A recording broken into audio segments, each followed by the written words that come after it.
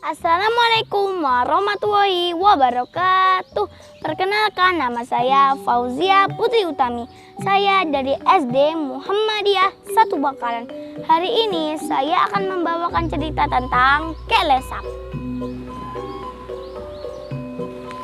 Dahulu di Bangkalan hiduplah seorang raja yang bernama Pangeran Cakraningrat III. Dia suka berkelana keliling desa untuk memantau wilayah kekuasaannya. Suatu hari, dia pergi ke desa yang bernama Desa Pocong.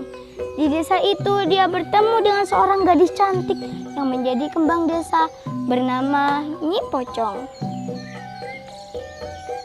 "Wahai gadis cantik, siapakah namamu?" tanya raja. "Namaku adalah Nyi Pocong," jawab gadis itu.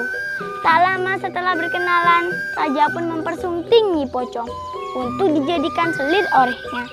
Tak lama kemudian, Nyi Pocong pun hamil. Namun, bukannya menemani Nyi Pocong, raja lebih memilih kembali ke keraton.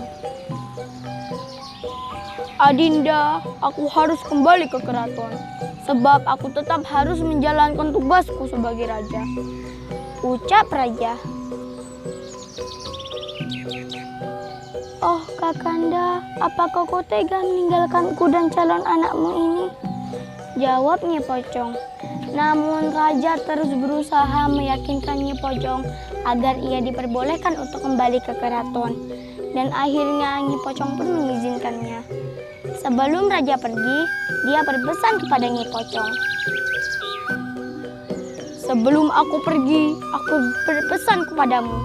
Jika kau melahirkan seorang anak laki-laki, berilah dia nama Kelesap," ujar raja. Beberapa bulan kemudian, Kelesap pun lahir ke dunia. Dia dilahirkan sebagai anak yang tampan dan pemberani. Setelah dewasa, dia bertanya kepada ibunya mengenai sosok ayahnya. "Ibu, di manakah ayahku? Di mana dia?"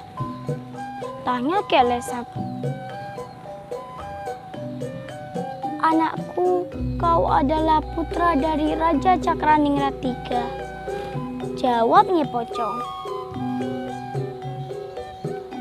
"Lalu, mengapa kita tidak tinggal di keraton?" tanya Kelesap lagi. "Karena ibu hanya seorang selir," jawab Nyi Pocong. Mendengar hal itu, Kelesap pun menjadi marah dan ingin membalas dendam. Dia mulai bertapa, berlatih, dan mengasah semua kemampuannya untuk membalas dendamnya. Dia adalah pribadi yang suka bertapa di gunung dan kuburan. Selama bertapa, dia dihadiahi sebuah senjata calok oleh Yang Maha Kuasa yang bernama Kodik Cerancang. Calok itu mempunyai keistimewaan, yaitu jika dilempar bisa terbang sendiri dan bisa mengamuk sendiri walaupun tidak ada yang memegangnya. Setelah turun dari pertapaannya, dia mulai mengobarkan api pemberontakan bersama-sama dengan rakyat dan panglimanya yang bernama Raden Buka. Tak perlu waktu lama, dia memulai serangan dan berhasil menaklukkan daerah Sumenep dan Pamekasan. Selanjutnya, ia membawa semua pasukannya ke Bangkalan yang pada saat itu dipimpin oleh Raja Cakraningrat V.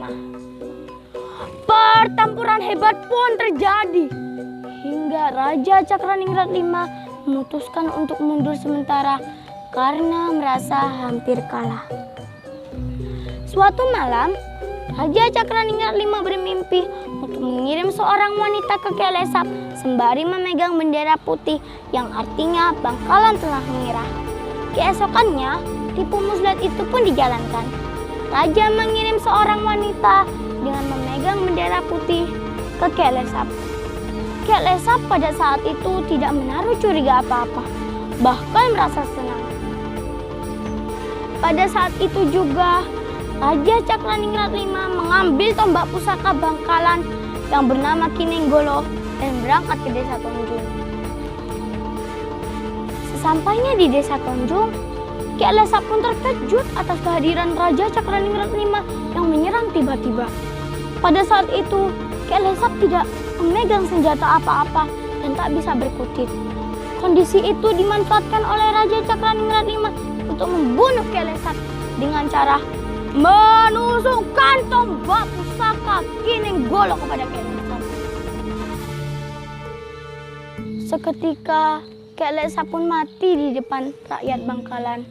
Seluruh rakyat bersorak, "Bangkalaan, Bangkalaan, Bangkalaan," yang artinya sudah matilah. Karena itu, sebagian besar orang Madura percaya bahwa nama Bangkalan berasal dari peristiwa itu. Sekian cerita Ki Lesap dari saya. Mohon maaf kalau ada salah kata. Wassalamualaikum warahmatullahi wabarakatuh.